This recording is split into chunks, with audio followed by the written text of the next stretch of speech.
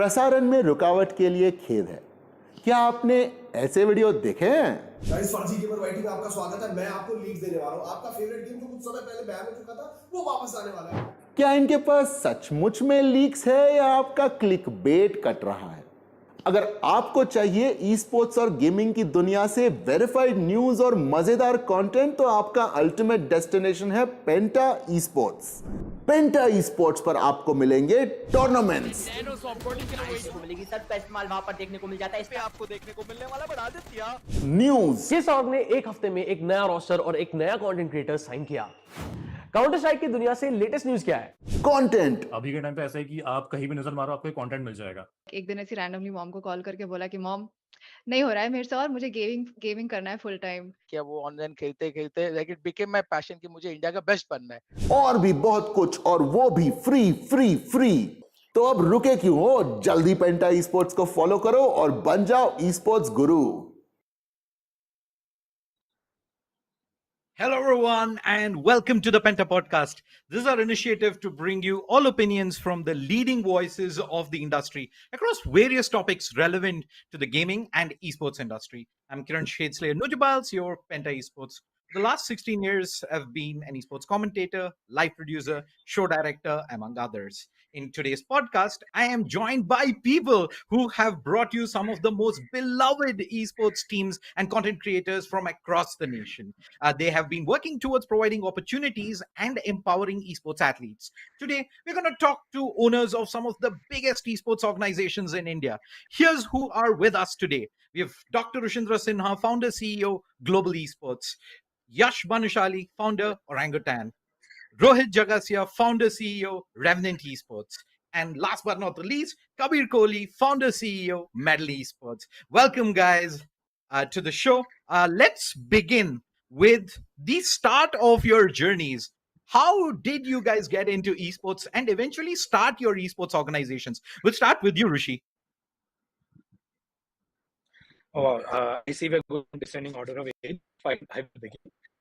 So Global actually started in 2018 when we were doing a watch party for TI7. It started just as a watch party for a Dota and then that we acquired was an Overwatch team where I was playing as a player.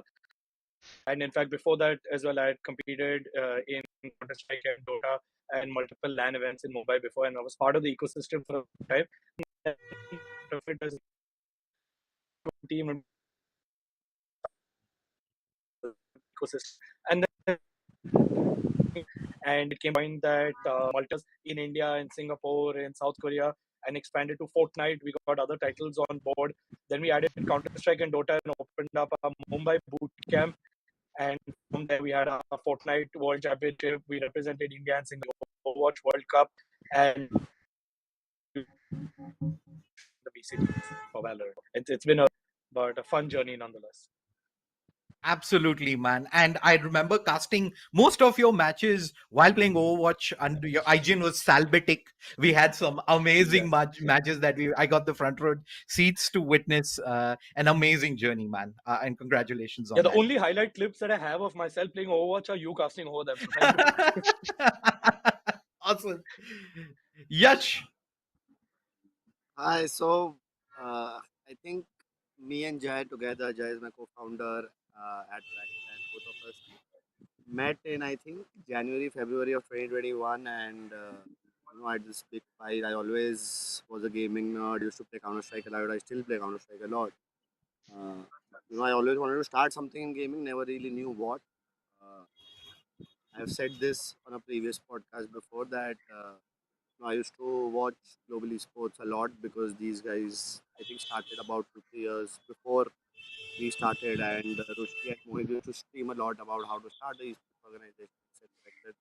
That's where the base came from. But to add on to it, I think I did my esports management from Vancouver as well, and I used to learn in the night, implement the same things in the morning, and I think that's where the foundation of Orangutan was built. It started with a two-man team of me and Jai in a 100 square feet room. Today we are 55 plus with three teams in three different games, and yeah, last 3 years have been with lots of ups and downs, but yeah, I think we are pretty well placed and happy to go for this year as well. Awesome, man. Pretty well placed would be a pretty understatement, I would say. You've come a very long way, achieved great things, and even more greater things to come. So, congrats, Yash. Uh, Rohit. Hi. Hey, man. Welcome.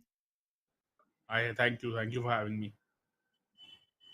So, Rohit, tell me a little bit about how you got into esports and how you eventually ended up starting Revenant Esports. Hi. Thank you for having me. So I've been playing Counter Strike again since ages. Like I think I remember playing Counter Strike since I was 9, and then I actually come from a family business. We have a infra company, and I was doing that after graduating, and once I returned back to India, I was just doing that, and then COVID came up, and I've been a big fan of G2. And I thought of doing something in esports. So initially we started doing scrims with Call of Duty Mobile, and then eventually end up building a Call of Duty Mobile team. And post that, the team actually made it to the World Championship, uh, to the stage 5 World Championship. And I Yeah. remember that match also that we played. We played against True Rippers, and we were like 2-0 down, and then we reverse sweep them, and it was like a 3-2. And since then, I love thrill, and the thrill of this whole business was great. And now we are at standing strong with like 4 competitive rosters, and soon we are going to announce our a couple of new players for our Valorant team. But yeah, that's where we are at, right? You've again an amazing journey, Rohit. Yeah, I remember thank you. watching those Codem matches as well. Absolutely Yeah, amazing, and you guys have gone leaps and bounds and had rosters across multiple titles, right? Who've all right. seen amazing success over the years. And like you mentioned, I'm eagerly waiting for you to go ahead and announce the remaining 2 players as well to see how your Valorant roster shapes up for this season. So, congrats, Rohit. Thank you. Kabir, uh, you're probably the youngest CEO that I know, and probably the youngest in esports history, man. What prompted you to get into esports and start medal at such a young age? First of all, thank you for having me here.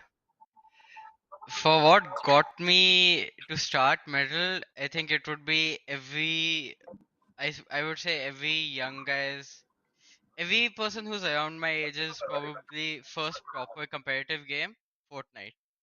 Because Yep. in 2018, like from 2018 to 2021, like that is all I played 24/7. Come home from school, even in quarantine, skip classes, do whatever, just play Fortnite. And basically the Indian Fortnite scene, it was a very niche scene at the time. and I had I had a lot of connections with people who had like these small, very small orgs in India. So just seeing them do it, seeing like like that experience of supporting a team, having your team play at that level, just like had like it got a spark in me.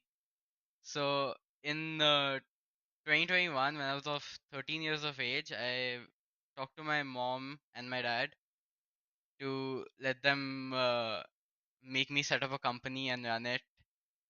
So since then, we've just been going and going and going. First with Fortnite, and then Valo, now BGMI. So just a never-ending road for me at this point. Indeed, man, Kabir. Though it's like you said, though it's been 2 years or so of Metal being in, you guys have already established a strong foothold on the esports industry, and it's only going to go up and above now moving ahead. So, congrats on how The Metal's fact that Kabir amazing. makes me feel. Thank you Kabir so is like much. half my age. He started his sports company and we were probably still playing games at that age. At 13, the only thing was playing video games. And probably not even competitive at that age. We were still in. Yeah. For me, it was still Mario and Pac-Man, Donkey Kong at that age. So it's just testament Well, I to. played a little Counter Strike at that age, but it was more like MMORPGs and online. The only purpose of playing the game was fun and nothing more. Absolutely. Mm. Awesome. So I think it's only fair that we start right away with the titular question. What is it like to be an esports organization owner in India? We'll start with you, Rishi. I would like to go last for this one. Let's reverse the order then. Kabir, we can begin with you. Uh, Yes. for me, for me it's a very nervous thing because I know a lot of people in the industry who still don't take me seriously because of my age. But I get it. I'm very young. Even I make a lot of stupid decisions at time. I still need to earn that respect. But being a esports organization owner in India, it's I don't see. I mean, I don't know how to describe it because for me, it's all about the community because I am a very community focused guy. I'm always talking to people via Instagram, Twitter, whatever it is, to get feedback on what my team is doing, what all things you have going. So that's what matters for me the most. Absolutely, man. And I think, yes, esports is a business, but I think at the end of the day, a lot of us, in fact, I think all of us on this panel got in because of the passion we have for gaming and esports primarily, right? And uh, that a feeling of being part of a larger community and help growing that is something that drives us on a day to day. So I can completely understand that feeling. And I think that is something that the other panelists also are going to agree with when I say, that is one of the things that drives them to do what they're doing today. Rohit. Yeah, so I mean, coming to the question again, like I think it's really tough being a org owner, like a whole esports org owner. I think it's the toughest business right now, especially in India. I mean, because you have to keep multiple people happy, and apart from just keeping people happy, you're competing every day, and you're competing every day. We have to always make sure that our athletes are in the best sort of headspace, the best sort of best sort of health conditions. Apart from that, it is a money burn business, and it's very, very important to also get sponsorships and campaigns to monetize the rosters that we actually field. So it is a challenging business, but I think it's for the long term. And apart from that, there's fun stuff also. Like, I think everyone love the social media attention that organizations get. Apart from that, you're entertained all the time because watching one team or the other of yours, compete. But yeah, I think all in all, it's a great space to be in. Awesome, man. I think even without a team, esports is such a fulfilling, I would say, activity. Like watching tournaments, watching creators, and to Yeah. be on the other side to watch your own athletes and creators in action. I think that is a completely altogether fulfilling emotion. Yeah. Yash, how what is it like to be an esports organization owner in India? I think for me personally, this is the closest I could get to a sport and watch it as closely as possible. So I think it's lots of failures every day, every week, every year, but finally you get one win and that's what you celebrate. And I think it teaches you a lot as well how to deal with failures. And you keep losing, you keep losing, you keep losing because the competition is so high in India, especially in battle royale games, that you grow a thick skin eventually, and you just wait for your time. And I think for me it has been great, but a lot of learnings from the past 3 years, lots of ups and downs in the ecosystem, lots of things happening. So we have to be very dynamic. We have to be changing our approach at all times and making sure that we are always focused on our next goal. So yeah, it's been good, but just be a little bit more careful is what I feel after 3 years in the ecosystem.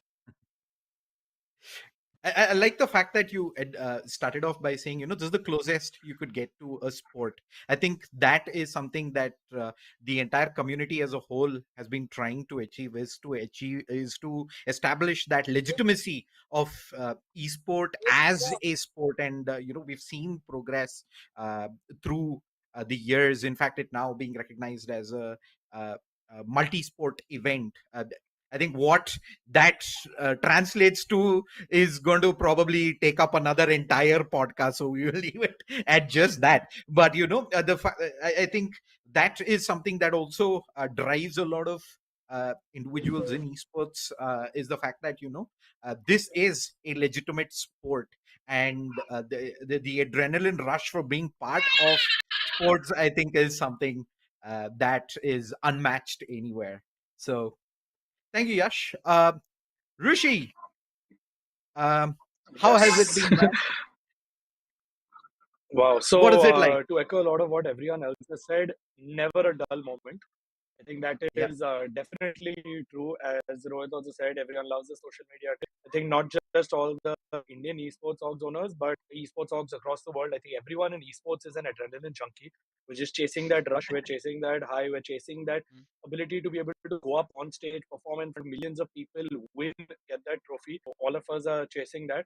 But extremely stressful. I don't think I've got these many white hair in my entire life. I have aged like so much more. I think looking at Kabir, I feel bad for him. He's been doing this at such a young age. I think he's going to become in his 40s, even hits 20. He's going to age a lot doing this because that's just how esports is. And I've had a lot of org owners across the globe, and all of them echo the same sentiment. They feel like esports ages them a lot faster than they would have otherwise.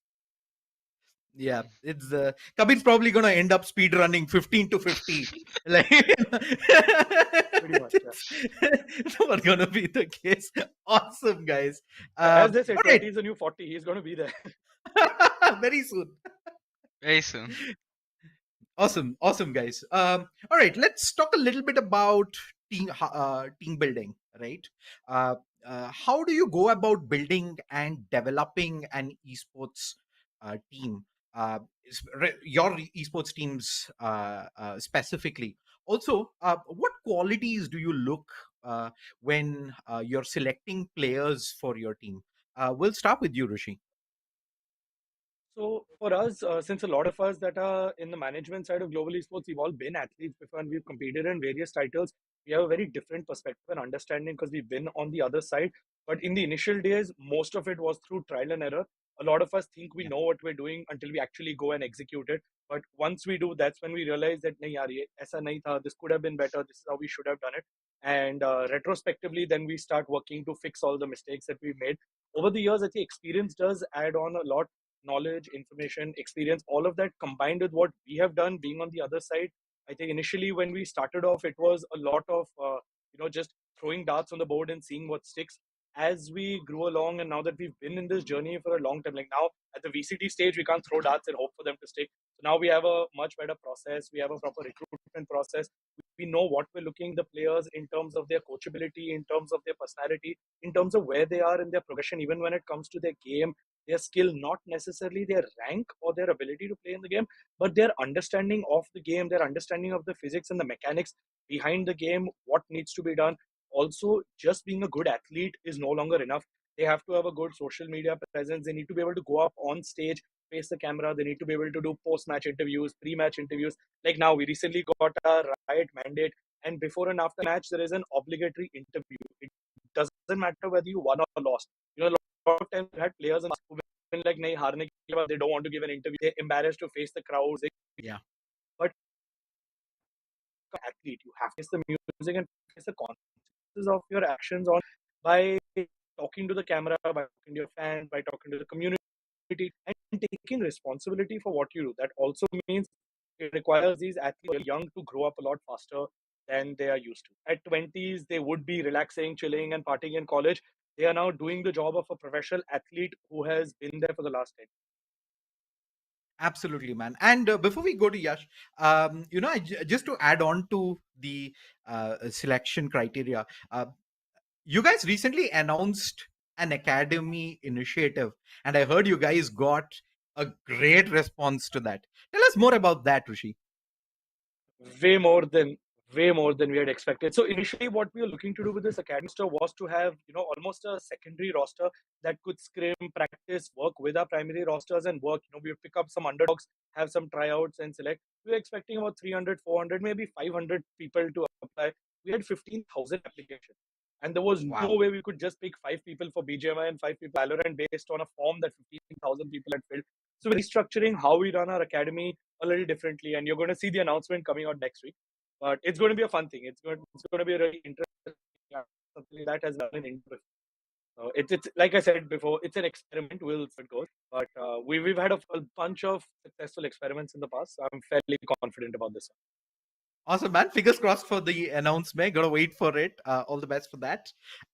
Yash, tell us a little bit about how you go about building and developing your esports teams. I think for us at Orangutan, we have a structure where there's coach for each team, there's analyst for each team, there's a head of esports who looks at scouting players, making sure he's getting us the right players who fit into Orangutan's overall vision, which I have for the company. And if these guys fit in, and I think for me, the three most important things are integrity of the player. Does he respect his teammates enough, and what kind of potential he has, how high the skill cap is, and yeah, those are three most important things which I look at when I'm talking to a player. And then of course, what kind of financial deal does he want, what kind of salary is he asking, what kind of social media numbers does he have, what kind of community pull does he have, what potential does he have to work harder and work on all the things above. So that's how I, as a owner, evaluate players. But I think it happens much lower where the team, the players itself, the coach, the analyst, the head of esports come together and give us a list of about 3 players which they feel are right for the team. And then eventually me and Jay have a one-on-one discussion with him, call him to the boot camp, do a trial, maybe 4 days, 3 days, 7 days, depends on what game it is, what player it is. And yeah, that's how it goes for us. And I think we are an organization which doesn't really change a lot of players. We try to stick by the players which we have, because we feel that if we are putting in our resources in a player, we should give him enough time to kind of bloom and repay that faith back as well. So yeah, that's for us at OG. Um, just to add on to that, Yash, Like you mentioned, Orangutan, I think is one of those orgs that has, like you rightfully mentioned, has had stable rosters over long periods of time, right?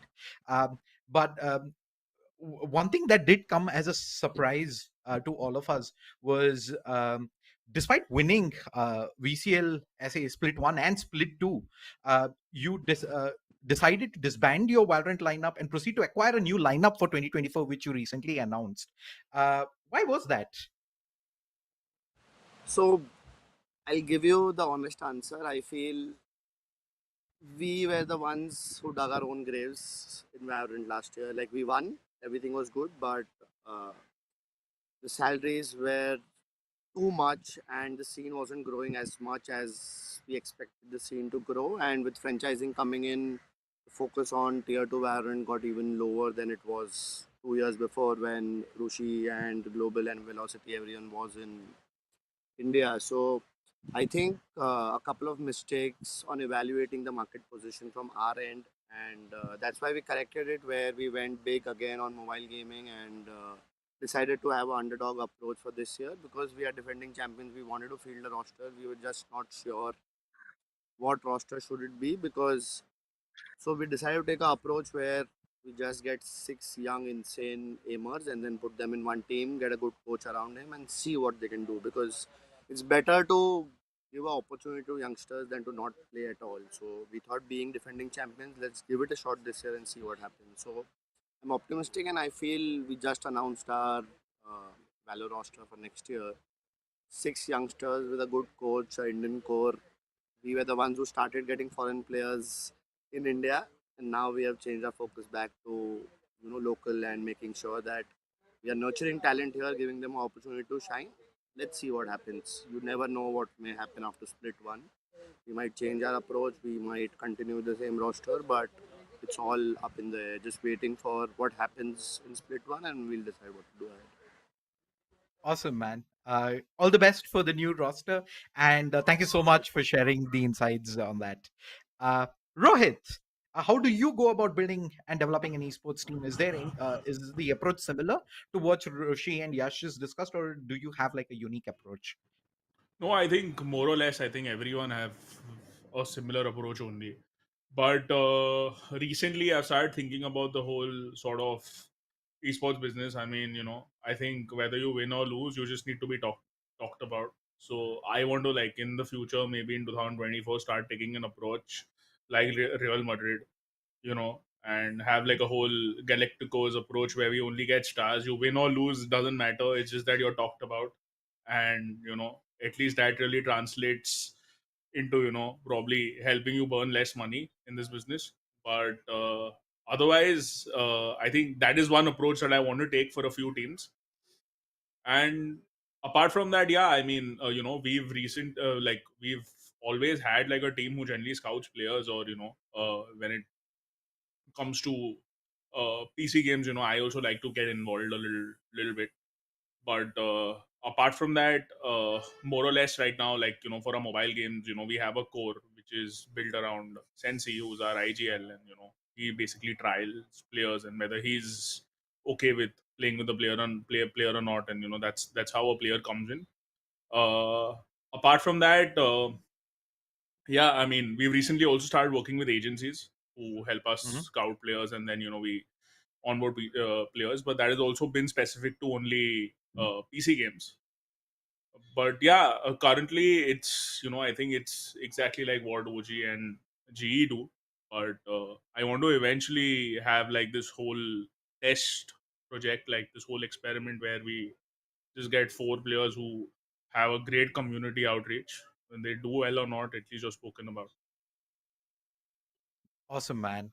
Uh, Kabir, um, what is your approach? I know in 2022, when you guys formed your Valorant roster, you picked up some of the players from actually the winning team of the Penta Collegiate League back then. So, is grassroots esports? How important do you see grassroots esports in shaping and identifying future talent for you guys? And how do you end up mixing that, looking while looking through that as well as the pool of professional players? Is that something that you consciously do? I mean, for like the past for the past 2 years in the Valorant scene, like my main focus was to have like at least 2 to 3 young players, so they can bring in a more fresh perspective, also keep up the mechanical level of the team as high as possible, and like except for the off season that we had this year for Mhm. 2023, we mainly uh, we mainly always thought of young players first, Right. but like currently, like I'm still in that trial and error process, as Rishi said before. Mm. I'm still trying to find something that can stick, something that can you know grow to more than just like a esports team, also has their own brand identity in a way. But Got it. other than that, I think uh, mainly for me, the 2 3 things I look for in players that I pick up is, of course, mechanical skill, Yeah. uh, how good of a personality they are, not purposely on the numbers, but like how well can they entertain. Right. Because uh, for me, in I think one of the best personalities in the whole Valorant space is Paradox, and we Yeah. had him in the team for a while. We couldn't capitalize on that personality, and I still like beat myself up for it. That man, I wish I could have capitalized on this better, but I had so much going on at the time. I'm still experiencing these things. But I think uh, other than that, it's those are my main qualities I look for in people I pick up. Got it. Awesome. All right. We talked about how you guys go about picking your players. The next thing that comes up is, of course, supporting their development and their well-being. Also, with esports, you have a lot of youngsters who are part of this, right? And it is very important environment at within your team, within the boot camp. How do you go about achieving this? Kabir, we can start with you. I didn't hear the question fully. It cut out for a second. Sorry. So, sorry. Why? How do you support the development and well-being of your players, and how do you ensure a healthy team environment at the boot camp? I mean, I try to offer my players as good of an environment as possible, even when the VCL was going on in Delhi. I made sure they had the everything, all the food they liked. I used to send them food from my own home because they used to like it so much. They used to request me, please send more. And always I used to make sure that there's no bad blood between them, because Got it. you're dealing with basically still very young people. There's about Right. there's some level of bad blood that's about to be there, and you have to kind of like sometimes you have to step in and say, don't do this. Think about it more rationally. Absolutely, So, man. so, hmm. Yeah, yeah. Please go on. so I think for me, it's always about pushing like a good mental more than anything. Got it. Rohit, how do you go about ensuring a healthy team environment for the various rosters you guys have? I mean, honestly, I think with all the athletes that we've worked with, uh, up until now, it's never really been a very big concern where we've actually had to step in and probably solve smaller problems and everything that the athletes have. So I'm not sure how to answer that question, but apart from apart from that, yeah, like I mean, we try and make sure that that the I mean the boot camp is always like basically the food and the quality of food and the equipment and everything, all of that is top notch from an organization point of view. At least we are going probably at the best that we can, uh, but apart from that, I mean, I've never really had issues with fights being at the boot camp and everything, and that also, it is probably also because of the support staff that we have at the boot camp. And I mean, uh, we have a very solid sort of support staff at the boot camp who really ensure that the team's doing well, and there's harmony between the team. And apart from that, now we've recently also started doing team bonding sessions where they actually go out, play badminton, engage in a sport and stuff like that. Right. But apart from that, it's been easy, at least as of now. It gets a little difficult when there are new import players and everything coming into the boot camp, because then the team really has to adjust to them and adjust around them. But apart from that, with Indian teams, touchwood, it's been great. We've worked with great people. That's very glad. I'm very glad to hear that, Rohit. Yash. I think for me, two things very important. One is, going back to your previous question, scouting is really important. So your team is built and your values are built when you build your initial core rosters and the people around your team. So coaches are important, analysts are important, people who are scouting these players, like your head of esports, your founders, your production team who is shooting content for your players are really important.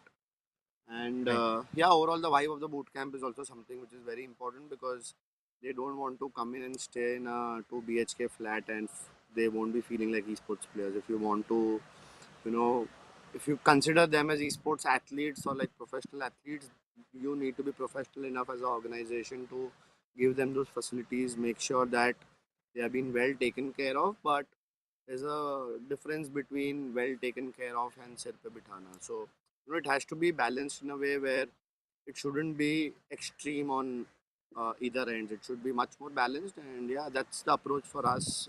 We also have made our own mistakes, but yeah, I think learning's all the way, and yeah, I think that's what everyone is currently doing. Awesome, man. Rushi. So I think they've covered a lot of the points. For us, what we do, as Yash rightly said, scouting becomes the most important process. So we begin with scouting. Then we move on to the player management aspect, which is everything their day to day, what their schedule is going to be like, what's happening, their boot camp, their equipment, the facility, everything else goes into the player management aspect. Then the third step that we focus on is the player development.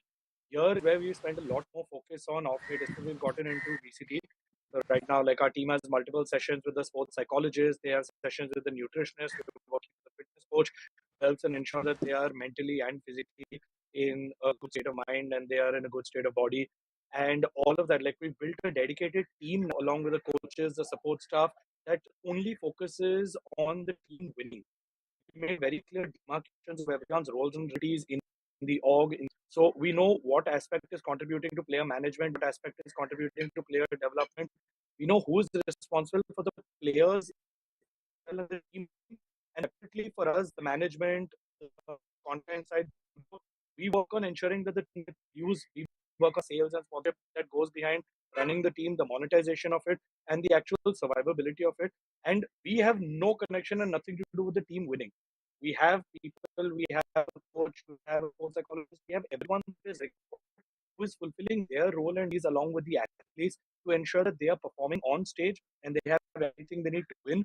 Well, we focus on ensuring that the speed is there on them. This is something I even told all my players at Virgin, because I believe after the Vitality loss, we had a lot of hate on social media. So our players actually posting so much on social. Look, my job is to light on y'all. Win or lose will determine how the audience reacts to y'all. I will shine the spotlight on y'all regardless of how y'all play. So if y'all win, Right. it's going to be people praising y'all. If y'all lose, it's going to be people hating on y'all. Don't make that responsibility on me. Because if I only start working towards content and monetizing y'all, if y'all win, I build a sustainable business around that. So for us, last few years have been very clearly demarcating all of these things and getting everyone on the same page to understand how this process is going to work for us. I think the team structure has really helped us. And now Awesome, slowly man. we're having that trickle down to BGMI as well. But more Correct. of that is going to happen in 2024. I think for us, BGMI has taken kind of a backseat the last few years while our focus has been on Valorant. But this year onwards, we're going to be putting a lot more spotlight and focus on these. Looking forward, Rishi. That sounds awesome for the BGMI squad of yours for 2024. Looking forward to them performing really well throughout the year. All right. Something that, as soon as we talk about esports organizations, everybody is thinking about the fame and the money that comes with it, right? And everybody thinks, oh, this is such a profitable thing to do. So, is it profitable to own an esports organization today in India? And what Very, are very the profitable. Very I profitable. did-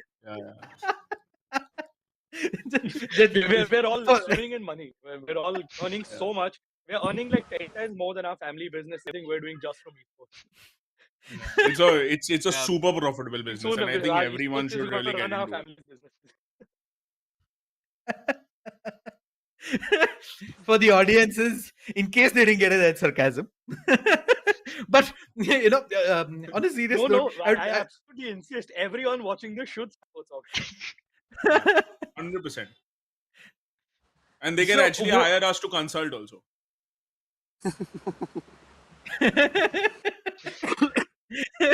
So just adding on to that, what are your main revenue streams as an organization? Rushi, we'll start with you.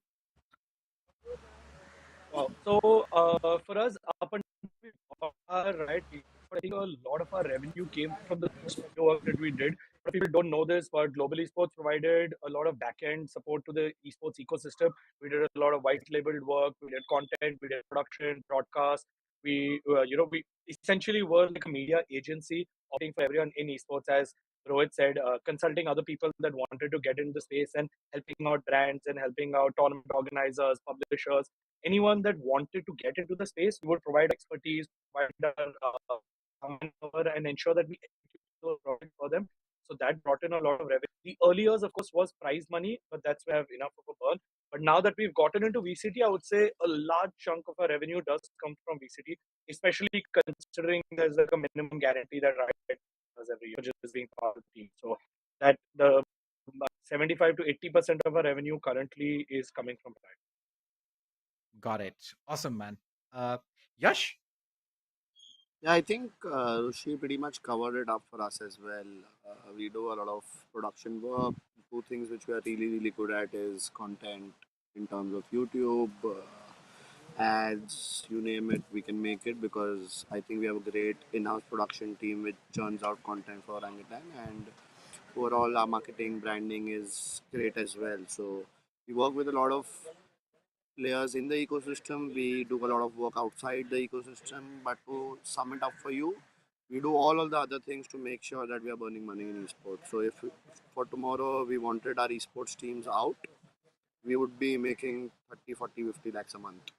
But because we want our esports teams to be there, we are doing all the other work so that we can fund our esports program. So that's where esports is in India right now. But we are hoping that you know everything starts to get better and everyone starts making more money, but it all comes from the game developer. The game developer has to take up that initiative, and then it's for us to make sure we are innovating enough and kind of having newer ways of getting revenues in. But I don't think esports will ever be a super profitable business, but it's things inside the esports and the gaming ecosystem which you can do which will make your company profitable, not esports purely, because Manchester United will never be able to make like $10 million, $10 billion a year. Like be in the gaming or the esports space and things you do there, which is gonna make you the money, not esports teams in general. And awesome. So basically, esports teams are like your marketing wing to get more work. Yeah. That's what we. Yeah. Yeah, I think that is something that a lot of audiences need to understand. And like you pointed out, absolutely right that the teams are I actually the wanted to wing. add one thing. Yeah. I actually want to Please add go one ahead, thing to Rishi. what Yash said. So what he's also doing is similar to what we have done as well. we have had to utilize our ability to do business and whatever others we have leveraged that to earn so that we can sustain the burn that comes with Yeah. esports. And a lot of athletes do not realize that. They think them competing and them winning is what's getting us the revenue. They don't realize it's what the expense is. We would have a lot more money if we didn't, but if they weren't competing on stage under our banner. Like we would be earning a way more amount of revenue. But we are doing all of that so that we can earn revenue and sustain the burn. So that's Right. something that a lot of athletes need to understand, which most still don't. Absolutely, man. And I hope this is an eye opener for a lot of uh, aspiring athletes and established athletes out there, for people who didn't know what ground reality was. Well, hopefully they are tuning in and watching this. Rohit, um, you have I think the most number of sponsors for your teams today. So how besides that, what other revenue sources are there for you at Revenant? Yeah, so I think we've not really gone out of our comfort zone and done stuff like what GE and OG have. We've focused on content and stuff, but content only to basically grow our media business, and our media business is our esports team. But apart from that, what we used to do since the beginning, and the reason why we could close non-endemic brands also, like we were probably the first esports team in India to actually have a work with ICICI Securities.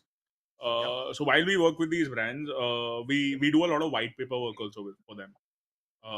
Like regression analysis and all stuff like that. So generally, all our sponsorship bundles include stuff apart from esports also. Obviously, not production, but we do white papers. We do some consumer behavior analysis and everything for the brands that basically work with us. Apart from that, I think like, I mean, just basis sponsorship, prize money, and a few image right deals here and there, we are almost about to break even. uh, Last year we Awesome. were almost about to break even. This year I think we will also profit a little bit. So our my entire, obviously we're not going to make a lot of money, but I think in Indian esports, if it is treated properly like a proper media business, I think making a profit or getting proper sponsorship, getting money from sponsorship revenue is not hard. Apart from that, now recently we did sign a couple of creators, and just to make sure that our top line is healthy, and we are making a 15 to 20% bottom line on the new creators that we are getting. We've started again combining them with the esports team as an additional media inventory, and pitching them as well to brands. And apart from that, a couple of deals we get here and there for creators who are not exclusive to us or managed by a separate agency. We pass those on also for a small little agency fee. So mainly it's all of that, campaign revenue, prize money. Prize money is obviously not a lot, but sponsorship Yeah. does work a lot for us. Well, awesome, man. And congratulations on being able to break even this early. I think that is, I think, kind of established already that I think having esports Yeah, teams is a pretty heavy burn, and having to it do is. other things. But having said that, you being able to achieve that this soon, I think, is a testament to the success of Revenant. And uh, great, Thank Rohit. you. Let's Thank you. move on over. Kabir, in Agency terms of services. sorry, Rushi. And I was saying that's why Rohit is offering consultancy services, and we should take up his services. The description, I'll start, actually doing it, at least for the couple of people watching. Done. We'll meet on Monday, ना? सारे खबर ले लूँगा.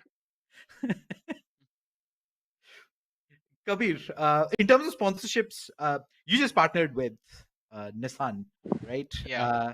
So, uh, what are your revenue streams? And specifically, I think Rohit also mentioned this.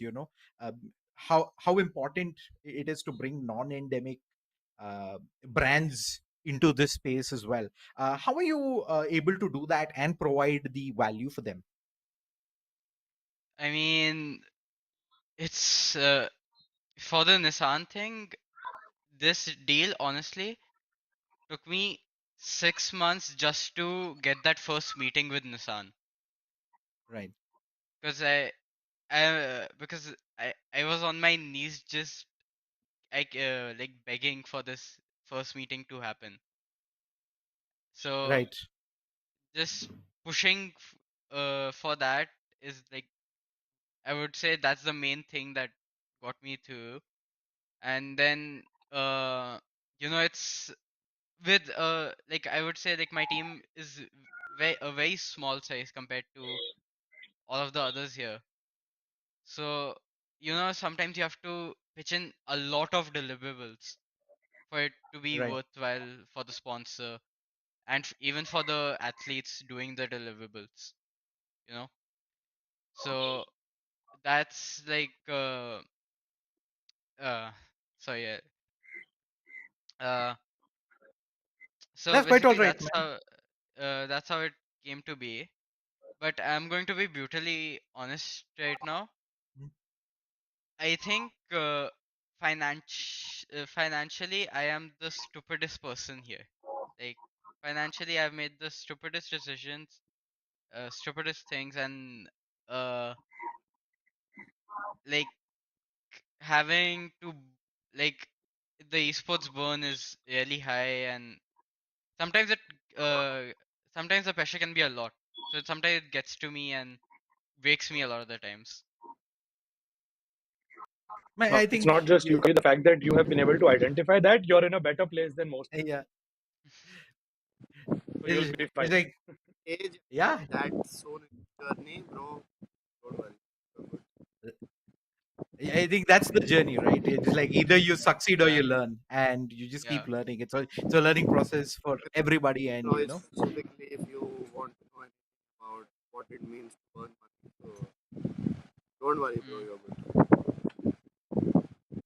and mm. You, like Rishi said, the fact that these are learnings you have at this age, it's mm-hmm. only gonna help you like succeed much faster moving ahead, and you have a head start on all of us Yeah. here today. So Uh, Mm, awesome, man. Let's move on. I think let's just quickly go through a couple of key things I want to discuss about. One, the challenges you face as an esports org owner. I know we discussed about a few challenges when it comes to sponsorships, when it comes to picking rosters, dealing with them. Are there any other challenges that comes to your mind that you guys face being an organization owner, Rishi? I don't think we have enough time on this podcast to go through all the challenges that we face. I don't think any podcast has enough time for that. I could be here for weeks and months. I have 10, 15 years worth of things to share. Part two, we will go there and discuss it in detail. We will probably have to. Yash and Rohit know this. I have met them. I spend the first half an hour just sitting and complaining to them about everything that's going on. I'm like, okay, now let's figure solutions. But these are the problems. Give us some insights on some of the key problems, since it seems all of you guys are on page. So it's something that we would love to know as someone who's outside of the organization owner space. Uh, I Yeah, think I think owning an you can esports team in literally pick up general. any aspect of esports out there. Go for it, Rohit. No, you were breaking, I think. Yeah. yeah, yeah, Rohit, go Go for it. ahead. Yeah, I think, I mean, the problems are exactly like, what we discussed. It's like a very competitive field, plus apart from that, monetization is hard. I'm not saying that monetization is not possible, but it is a little difficult. Apart from that, the industry is growing, and in this whole industry, tournament organizers, publishers, everyone are growing. They are solving their matrix where tournament organizers are getting their viewership. Publishers are getting their DAUs, MAUs. It's just that the teams are still being still not monetized enough, where there is not like a proper sort of a central sponsorship pool and stuff where we can idly make money while we play the game and not really worry about getting sponsorships. But apart from that, yeah, I mean, I think in India right now the player salaries are very inflated. uh, and honestly, we were one of the, not only us, I think Orangutan also, I think we were the reasons to inflate the salaries at one point of time. But yeah, I think it's bit us back. And I mean, we are also trying to make it a little more sort of, you know uh, we're trying to make it a little more sort of uh, better now. I mean, there is a group and stuff where we all discuss our problems and everything together. And just basically trying to make the whole ecosystem sustainable is a very, very big problem.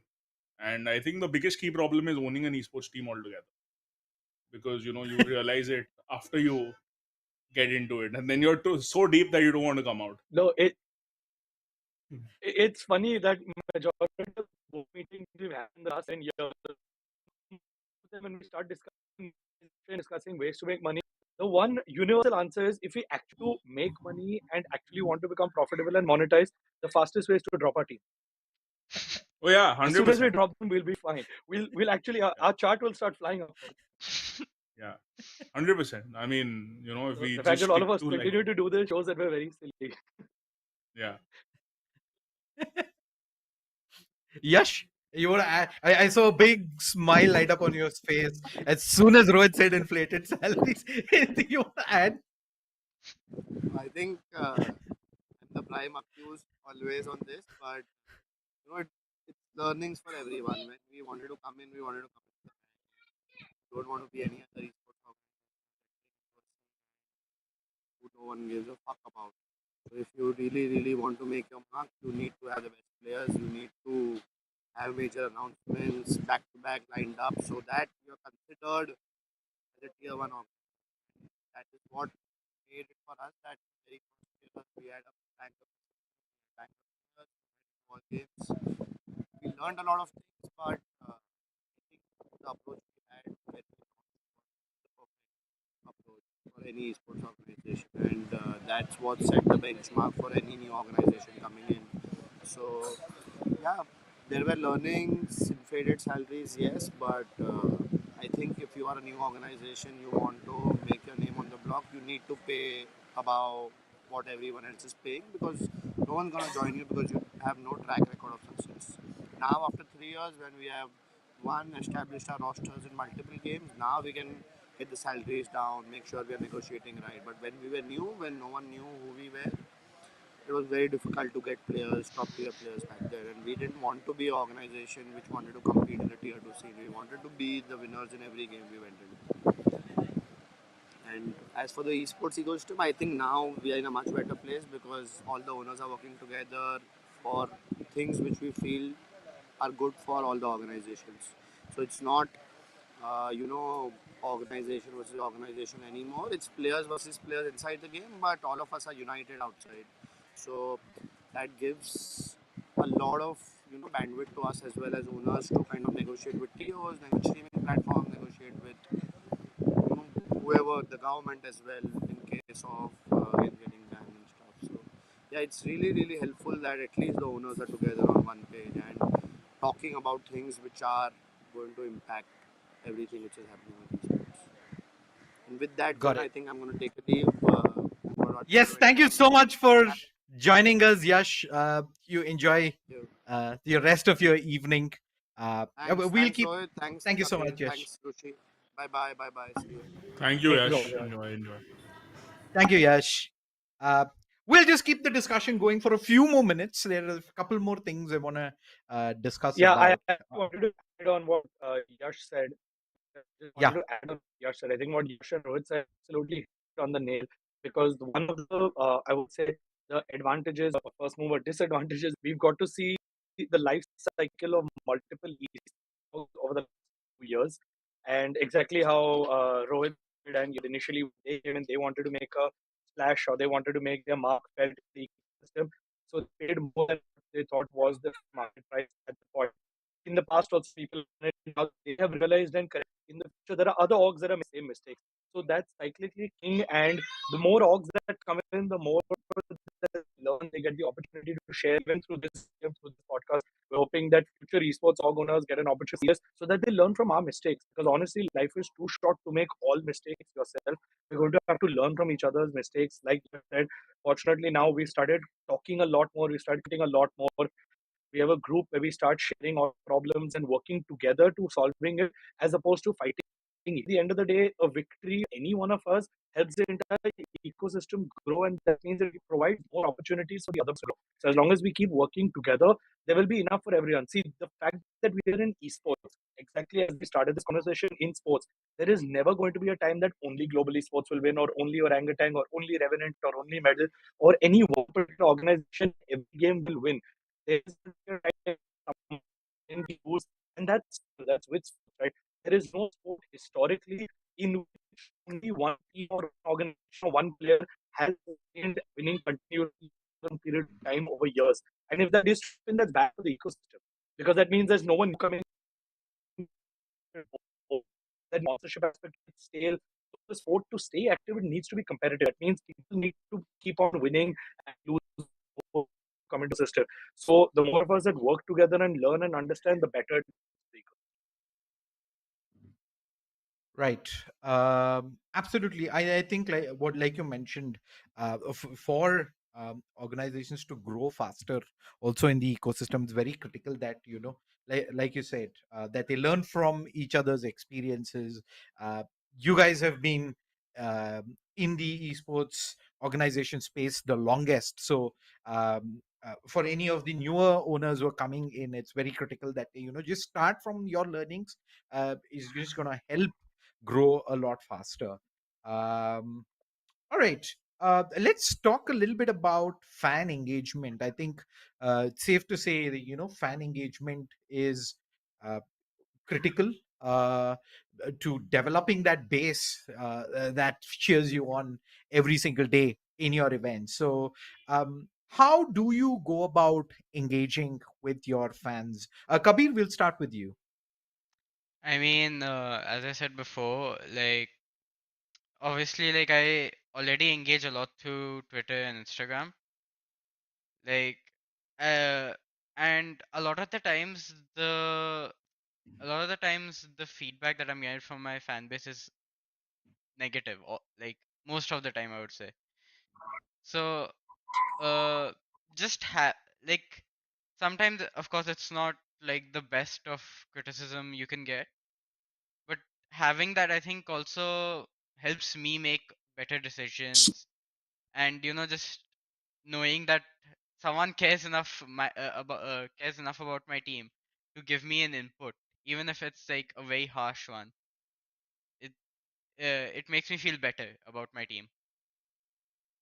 Got it. Rohit, how do you go about engaging with the Revenant Esports fans? Yeah, so I mean, we've also been basically doing stuff like on Twitter. We've been doing a couple of giveaways here and there. Whenever the athletes are at a LAN event or stuff like that, we do like a merchandise giveaway and stuff. Recently, when we participated in the Brawl Stars World Championship, we did stuff there with the audience. But yeah, mainly I think the best way of engaging with the fans is social media, where we can actually interact with them and stuff like that. Apart from that, whenever we actually do get to meet them, which is majorly at LAN events, because the last couple of BGMI events that were there, they were open to public, so we did get to meet like a bunch of people there, speak to them, the athletes took pictures and stuff with them. So I think the closest a way to getting to the audience and our fans is basically at event offline events where there's audience allowed. But apart from that, like I mean, social media and like I mean, our creators and stuff, they keep going for a lot of brand activations and a couple of say Comic Con and all these IPs that really happen offline. They do meet and greets there. So mainly all of that. Recently, we had also played a Counter Strike event in Bangalore. We'd flown down creators there, and we did like a whole fan engagement also with them, like a meet and greet. So Got it. just the old old ways of Yeah. engaging with them. Yeah. Right. It's Rishi. actually Oh, sorry. Yes, Kabir, I please go have ahead. fallen victim to Goa internet. Yeah, Kabir, you can go ahead. I just wanted to say yeah. Goa internet. So my video has died, but my audio is still. So as Rohit was saying, at offline events, at the Red Bull MEO that happened in Delhi Mhm. a couple months back, I remember like so basically I there were like fruits kept for the players in like the player lounge, and I remember like our players kept on distributing them to the fans, and I don't know why, but that's like one thing that i- like sometimes I randomly think about it and it makes me happy, you know? Yep. Just like the community interaction between the players and the fans. Just wanted to say that. Awesome, man. Rushi, glad to have you back. I think hopefully with the video, we still have you here. Um, you guys, Yes, I'm here. 2023, of course, you became a franchise Valorant team in VCT. Uh, and how, and you know, you guys have a massive fan base. And thanks to VCT now, as a fan base that is worldwide. How do you guys go about engaging with them? Wow, with our fans, it's Yes. almost kind of scary since we've gotten into VCT, of course, because I think entire world's attention is on us. We have by default become the representatives from India, and we are a team that is responsible for uplifting up the region. So every time we don't perform or every time things don't go well, uh, we are prone to massive attention from the fans in the form of them kind of giving criticism and feedback, but that's as critical feedback. Because the fact that someone cares enough and comment on it, even if it is negative, the fact that they care enough to comment to it, right? Our problem would arise if there was indifference. If people didn't care whether we played, whether we won, whether we lost, then it's a problem. The fact that so many people are upset when we lose means I know every single one of them will be celebrating when we win. So it's just an eventuality of getting to convert them over a period of time and bring them along with us on the journey, keeping them engaged enough till we get to that point that our team can on an international stage. Because, like I mentioned even at the start, right, we're one of the youngest organizations in VCT. A lot of things that is common practice and standard any other VCT team still learning and figuring out. We haven't had your experience operating at the level we do. Although we may have in India, I was recently telling this to someone, we may have been operating at the highest scale in India for a long time.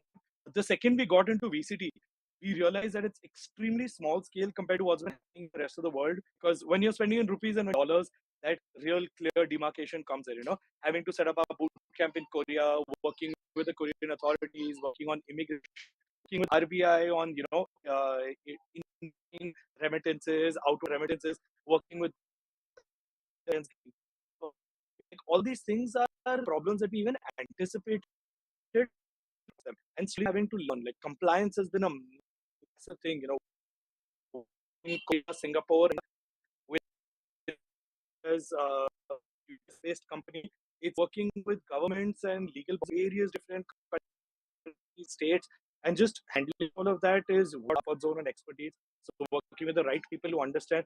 Even when we went to them for a lot of things, this is the first time we come across it. We don't know how to handle it. We'll have to get. So it's been a lot of growing, and I think a lot of them don't understand that. It almost becomes our responsibility to explain this to them, show them along the journey, so they know and understand that hey, even we are facing this problem. Now we have choosing.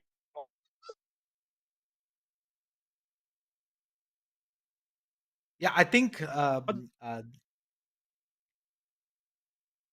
in terms of fan support, I think I was fortunate enough to actually be at some of the watch parties for your VCT Pacific games, and the vibe alone there was absolutely amazing. It's something that I've not seen in a really long time in PC esports, and I think that is testament to the kind of community that you guys have built over the years, and it's only going to grow from this point on. Uh, Rohit, um, I want to something that you mentioned pretty much at the beginning of the podcast. You talked about, you guys started your organization with, in fact, a Codem roster. I think it was in late around 2020 was when this happened. Um, Yeah, I mean, s- that time we were not really functioning as an organization as such. I right. mean, I had a makeshift place where I flew the boys down, and we did like a whole boot camp and stuff there. But yeah, I think end of 2020 where we Huh, actually, yeah, yeah. we So and of course over time Revenant Esports has had titles across a lot of titles, rosters across a lot of titles, even titles that wouldn't be considered very popular in India. yeah. But that said, why don't you have one Codem roster today? I mean, I think whatever there was to be achieved in India with Codem, I think Hmm. we did that. Apart from that, I think with Codem, there was a lack of publisher support. We were the first team ever to actually work with Activision, where we did like a whole giveaway of their in-game tokens and stuff with the game. But apart from that, the lack of a proper roadmap, the lack of other competing organizations in the whole circuit, apart from also with the lack of tournaments that were happening in Call of Duty Mobile, it Right. just doesn't make the game very sustainable. Apart from that, I mean, the viewership is become Yeah. very low. So while we were into Codem, I think PUBG was banned at that point of time. I Yeah. wanted to get into PUBG back in the day. I actually wanted to get into Counter Strike, but there was a whole incident that happened where there were no Counter Strike teams in the country at that point of time, and then we thought we'd do PUBG, and PUBG was taken off. PUBG was actually banned at that point of time, and then we thought I'll just do CODM while I had time in hand during the lockdown, and I think it was the only game that time which made sense to me to do. But Right. currently, after having multiple rosters, I think that game lacks a proper roadmap, and yeah, I mean the viewership is not great, and we can't really we can't really monetize that whole roster, Got it. like any roster in that game. Is that a similar challenge you faced with Pokemon Unite as well? Another game for which you had a very strong roster for a very long time. No, so I think Pokemon also started off very well. We became the first ever team to actually make it to the World Championship in that game as well. There were a lot of organizations in Pokemon at that point in time. There was Orangutan, I think there was SHUL and a couple of Yeah. other teams as well. But we still have a Pokemon roster, Okay. till this date. But again, like there doesn't seem to be a proper sort of roadmap. It was Got it. there till last year, where there was ACL and there was a World Championship. This time, I think ACL already happened, and we lost in the finals, so we didn't really get the slot to go to Malaysia. So we competed in the latest tournament in Pokemon.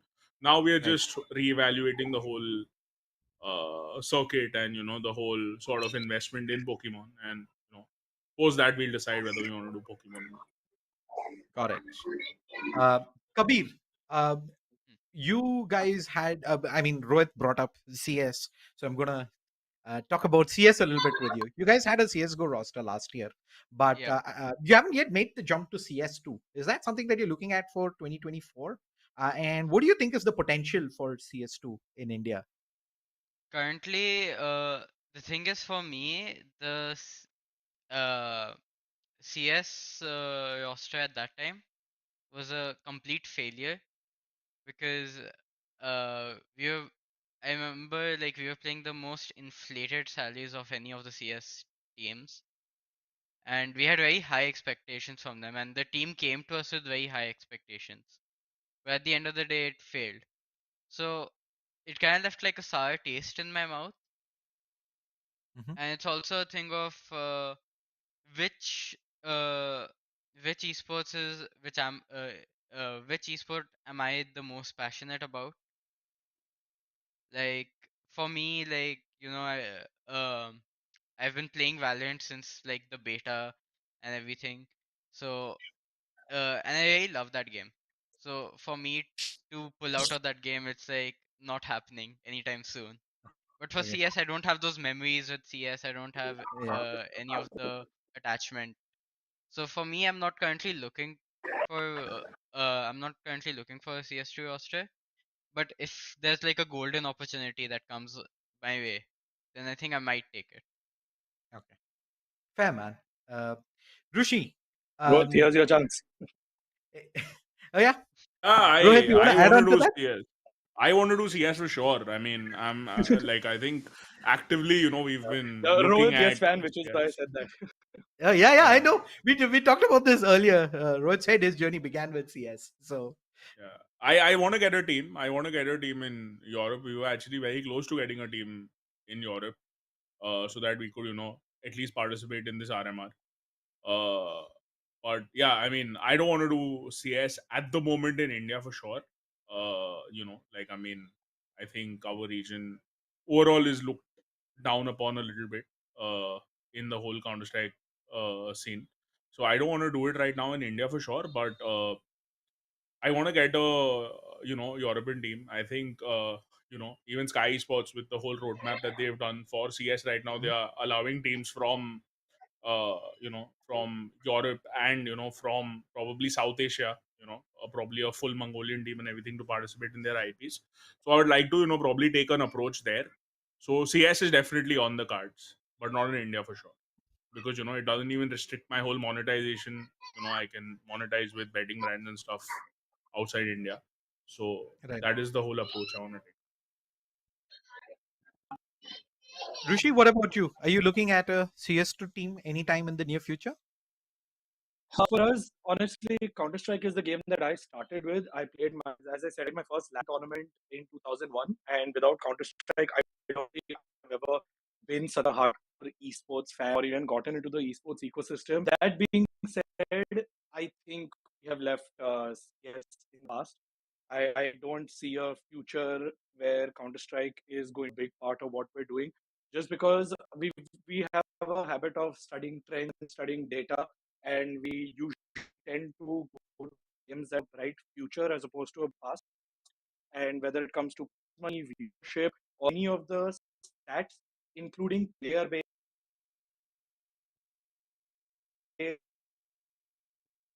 all the data.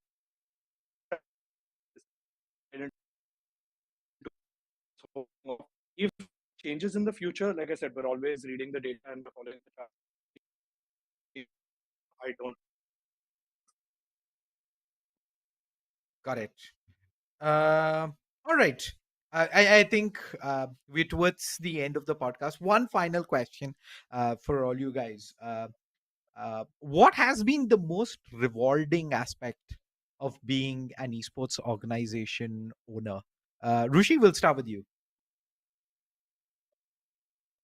Oh wow.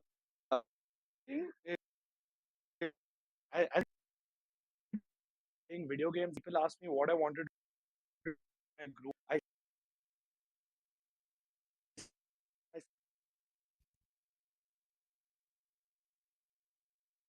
Unfortunately, I think Rushi's internet now that it's 6:30 p.m., everybody's wrecking the Wi-Fi at the moment in Goa. So uh, I think you're all right. We'll wait for Rushi to come back. Rohit will move on over to you.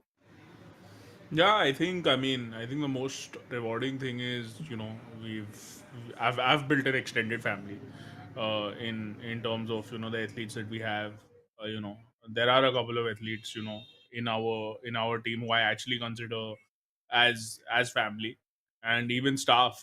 Like it is become, like, I am, at least with what people say, I'm a very shrewd businessman. But with esports, at least with the people who who have helped me, grow the entire vision that I had for Revenant, uh, there has been an emotional attachment with them. So I think the main thing is, the rewarding thing is I've made like great relationships. But apart from that, I think, like I said in the beginning of the podcast, I'm entertained every day. Every day there's some tournament, and with the whole Valorant League starting now in Feb, I think it'll only get better. And yeah, I think that's about it. Uh, been a great journey in the whole industry. Kabir? Can you guys hear me now? I think I'm back. Oh, yes. Rishi's back. All right, Rishi, go for it. Where did I cut off, or do you want me to just start from the beginning? Oh, yeah. We lost you all the way. Okay, perfect. So, as I was saying, as a kid growing up in school, whenever someone asked me what I wanted to do for a living, the answer was always play video games. Unfortunately, in the 90s, there was no way to turn that into a career. But growing up, I always found some or the other way to monetize what I did in gaming, whether it was selling in-game items or boosting accounts or doing all the other things possible that I shouldn't be doing, that break publisher TOS, just so that I could make some money while I was in school and in college. Did all of that and realized that there is a way to make money, just not the way I thought. And initially, I thought going the route of being a publisher was the way to do it. But as I spend more time researching, I realized that's not what I get excited about. Maybe sometime in the future, but not right now. We had our hand at that and made our own indie game back in 2006, and we sold it in 2009. So we even had a small twist with that. But going forward, what we realized was I wanted to be able to follow my passion of playing video games and turn it into my career. And while I don't do that myself today, the fact that I can enable hundreds of gamers across the globe to be able to follow their dream of competing on the biggest stages and playing under our banner and representing us, just the love from all the fans, all the support from my family, from everyone else, it's been crazy. I think just as we said, we're adrenaline junkies. Just being able to Yeah. get that rush of on stage winning. If you'll see any of the matches, I am there online. I can't sit. I'm like right next to stage, biting my nails, looking at my players. Are like, ek aur round, come on, ek aur round. I guess Yeah, I'm the biggest fan of my team more than anything else. Yeah. I've had the privilege of And that's been seeing, very rewarding and fulfilling. watching you on LAN on a lot of occasions, and I can completely envision that in whatever matches have not been there, you're almost there on the stream as well. I think you're always front row. You guys Yes. are always like super energetic, always driving the team ahead. So I think the passion just clearly shows. Kabir, what about you, man? What has been the most rewarding aspect for you?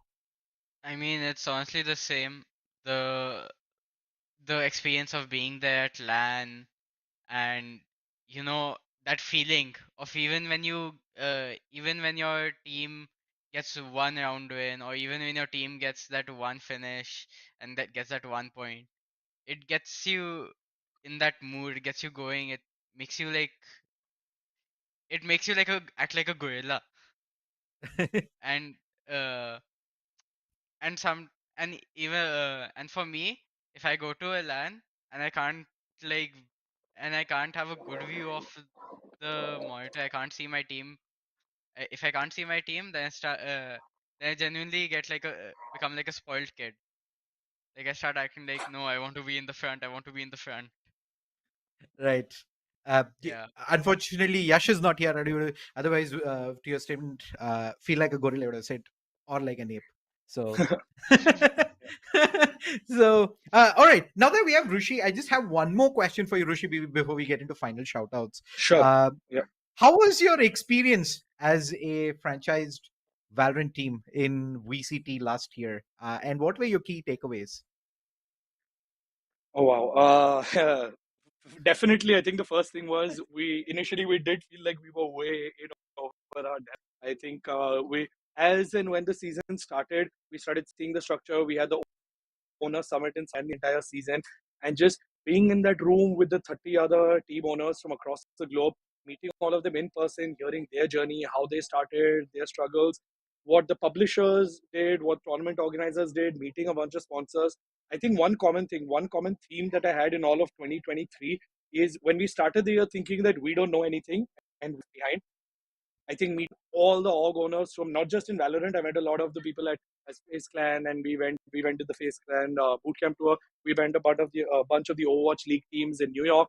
I just spent all of 2023. These are the team owners, publishers, tournament organizers, and everyone in the ecosystem, whether sponsors and them into this ecosystem, because I felt like we were so far behind that we would take years to catch up. But the one common theme that I saw throughout, no matter which country, whether it was South America, whether it was USA, whether it was Europe or Asia, the one common theme and factor was that no one knows anything. So that kind of put us in a very happy situation where no one knows everything. Everything is winging it. Everyone is figuring it out. Everyone is learning on the job. And I think that to me was really reassuring. And that gave the team and all of us in the management the confidence that we needed to power through. And by the end of the season, I think we were really happy with the result. I kept teasing this on social media as well, and I even got trolled for it because I kept calling it our season 0, even though it was season 1 for everyone else. But by the end of it, I think we got to have season 0 and season 1 both together because of the amount of learnings that we had. And more than anything else, if you talk about it just from a business perspective, our revenue in 2023 was 4 times of that of 2022. So for us, that itself is a win. We did more player contract sales and values than we had ever done before. I think, all of those experiences and things that we had stacked up over the last decade, we got an opportunity to showcase in 2023 and test them out. And now in 2024, we're going to get a chance to enhance them, polish them, and grow them. So it's going to be a wild journey. Indeed, man. Looking forward to it. Rohit, I'm going to try and squeeze in one more quick topic discussion. Point of topic discussion with you. So last season in VCL SA, you guys weren't a part of Split 1, and but you did come back and take part in Split 2, and eventually towards the end of the season, you ended up disbanding the roster for a revamp, which you're now in the middle of announcing, and we can't be more excited about it. But tell us about your experience with season 1. I think season 1. I mean, probably if you ask all the organization owners, I think I don't think it was a bad experience, but it was a new experience for everyone. I mean, Indian esports altogether was never really used to the sort of mandatory and the statutory compliances that TOs and the publishers started for sort of teams. Like I said, it's first only a business that is a money burning business, and it only helps when TOs are working with us together to actually make it sustainable for us and them. So Split 1, I think from a production point of view, from a sort of from a competitive point of view, it was absolutely phenomenal.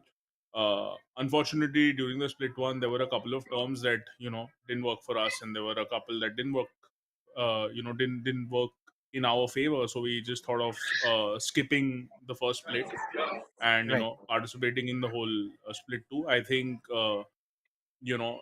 also apart from that, it didn't really make sense for us to field the roster at that point in time, because we didn't really again have like a sort of like clarity about whether there will be a sort of roadmap for Valorant in South Asia or not.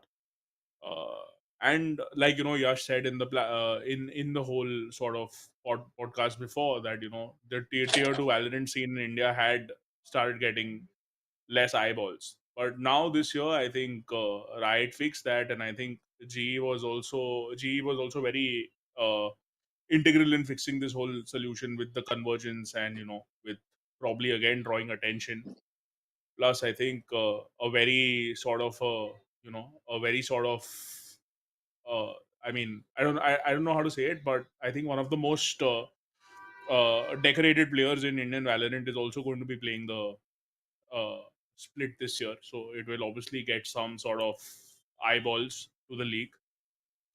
So yeah, I think that's why I'm excited about Valorant. Plus, He's trying very hard to leak anything. Sorry, what?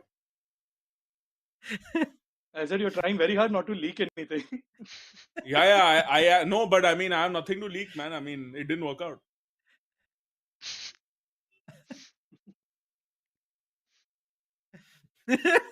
I think the silent smiles all across say it all. Like, though we have Rishi's image, No, I in can fact, see him smile. you will see our 5-man roster tomorrow. I mean, that Okay, is the final man. That is the 5-man roster which you will see tomorrow.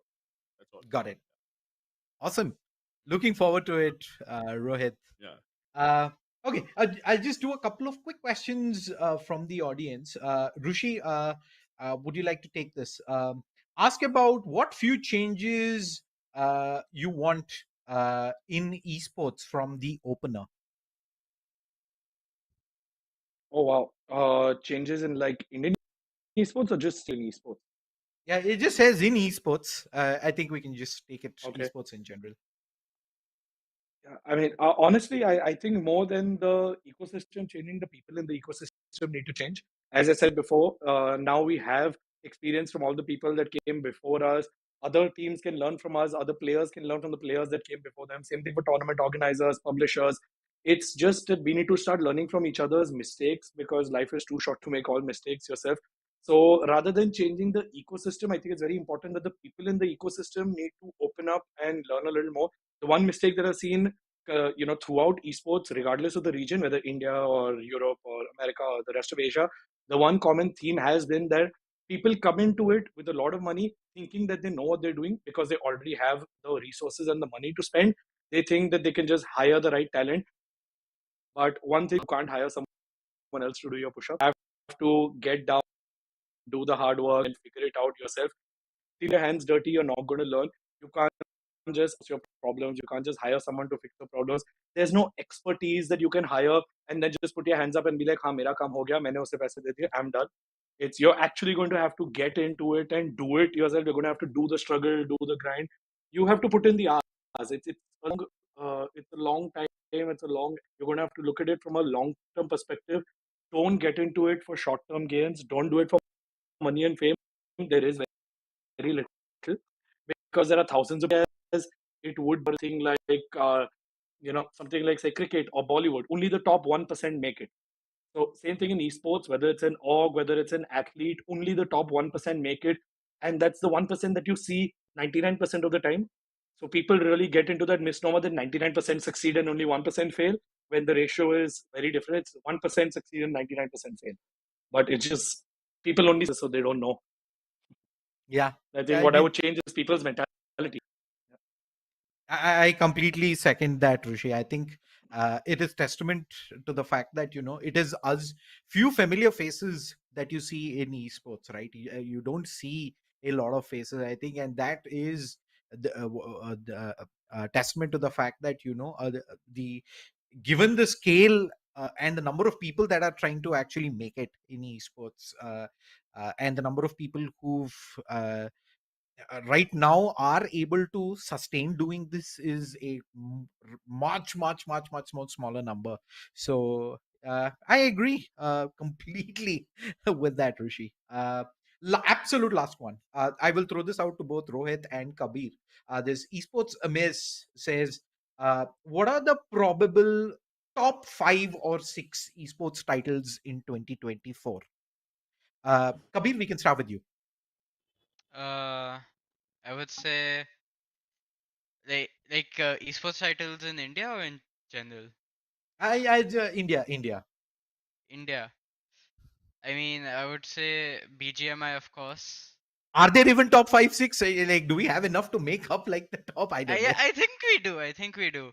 Okay. I would say BGMI, Valorant, uh, CS. I think the list ends there. Free Fire is also there. Yeah, Fire, that's Brawl Is it Stars, though? maybe. It's been coming back for a while now. I mean, yeah. So that date's been kind of getting pushed, but hopefully sooner than yeah. later we get to see that. Hmm. I mean, I would also say uh, Cordem and Brawl Stars Cordem mainly because of the Gordel coming second in the World Championship. I think it got a lot of more eyes on the whole thing. So I think that's better for the game and for the ecosystem overall. Yeah. Mm. Rohit, your top five, six. I mean, I don't think I have top 5 or top 6. I think it is only sort of BGMI and Free Fire. And yeah, I think, I mean, Valorant to an extent in the PC ecosystem, but apart from that, I think just three of these games for now. If Valorant Mobile does come in, I mean, it'll be interesting to see how that goes. Uh, but yeah, like, I mean, I think it's it's pretty much confirmed that Free Fire will be a part of the whole Indian esports ecosystem in 2024. So I think Free Fire Yeah. and BGMI for sure, and maybe Valorant. Depends on like, I mean, I think we'll know the answer in the next 20 days once Split One starts. Got it. With that, thank you so much, guys. I am honored to have had the opportunity to talk to you guys. Apologies in advance, I've kept you much longer than expected, but I had an amazing conversation, loved every minute of it. Hope you guys had fun as well. Again, thank you so much for joining me. We can end with a round of shout outs. Rushi, we can start with you. No, firstly, so thank you for having us. And like I said, we can go on and on forever. That's what the podcast is. There's never enough time because there's so much and so much that we have done. But thank you so much to you guys for making this possible. And I think Penta Esports has always, like you guys, Kiran, we've been working, and Anurag, sir, we've been working since way before Penta even started. So I'm really glad that you guys are giving us this platform to have these open questions. And I hope we can do a lot more of these. And I also wanted to thank the other panelists here. I think Yash and Rohit, I keep meeting very often because they're in Mumbai. Here, I person. The last my flight car so that we could go from Chhattarpur Farms to Delhi Airport, and that's what didn't miss my flight. So I still owe him for that. Others I missed my flight back to Bombay. Always my I think they pleasure. got stranded there for an hour because I stole their car. Yeah. So thank you once again, Kabir, for that. Always welcome. Rohit. No, I think, I mean, thank you, Penta, for having me. And, like, I mean, we keep speaking to Anurag sir and the entire team, off and on. But apart from that, thank you to Yash, Rushi, and, even Kabir, being on this session. And yeah, like Rushi said, I get enough opportunities to meet Rushi and Yash, and, don't really meet Kabir enough, but maybe, next time when I'm in Delhi or when he's in Mumbai. Mm. Yeah. We should do the next Gurgaon meetup. We should do this in person. Yeah. Part 2 of for the sure. Penta podcast. For sure. Kabir, any I mean, shoutouts? Thank you, Kiran, for having me here. Thank you, My pleasure, Penta. man. This is my first experience with Penta because I haven't really ever talked to anyone, and this is my first time. And you guys are very kind to me, so thank you so much. Thank you, Rishi, Yash, and Rohit. It's always a pleasure talking to you guys and seeing you guys talk. It's like I don't know how to describe it, but yeah, it's always a pleasure. It was a pleasure chatting with you as well, Kabir, and everybody here. Thank you so much again, Rushi, Yash, Rohit, Kabir, for being on the podcast today. We will catch up soon and wish you and your organizations the absolute very best for 2024 and beyond. We should definitely do this again soon and keep this conversation going. So, thank you so much, guys. Thank you so much for all the audience who tuned in and joined us throughout this entire podcast. Until next time, see you guys. Goodbye and good night.